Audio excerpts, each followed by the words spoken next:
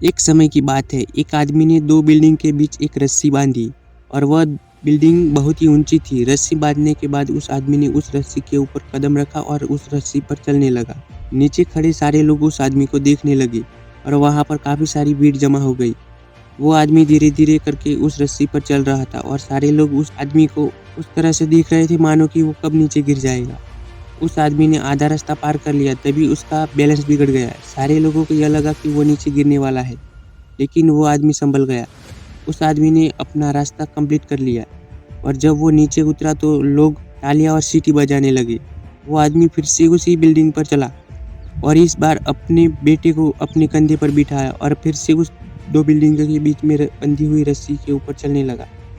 उसके बेटे ने उसको कसकर पकड़ लिया और अब तो सारे लोग बड़े ही हैरानी से उसे देख रहे थे।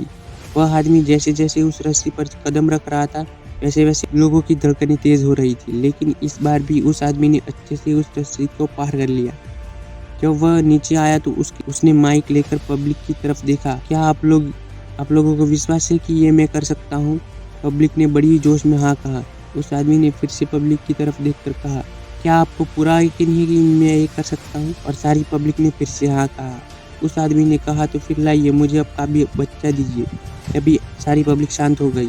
उस आदमी ने कहा कि जिस तरह मैंने अपने बच्चे को कंधे पर बिठाकर यह रस्सी पार किया है, उसी तरह मैं आपके बच्चे को बिठाकर ये रस्सी पार करूंगा।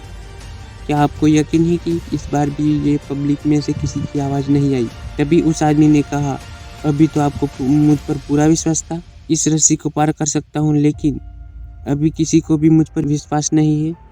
दोस्त, इस कहानी से हमें यह सीख मिलती है कि हमें जितना विश्वास दूसरों पर होता है, उतना ही विश्वास हमें खुद पर भी होना चाहिए। आप दुनिया में पीछे इसलिए हैं क्योंकि आप दूसरों को देखकर पूरे विश्वास के साथ यह कहते हैं कि वो कर सकता है, लेकिन आप कभी यह नहीं कहते कि मैं क्यों नहीं कर सकता। यही वजह है कि लोग आप इतने आगे निकल रहे हैं और आप वहीं के वहीं खड़े रहे हैं। अगर आपको ये मोटिवेशनल स्टोरी आपको पसंद आई है तो लाइक, शेयर एंड सब्सक्राइब कर देना भाई।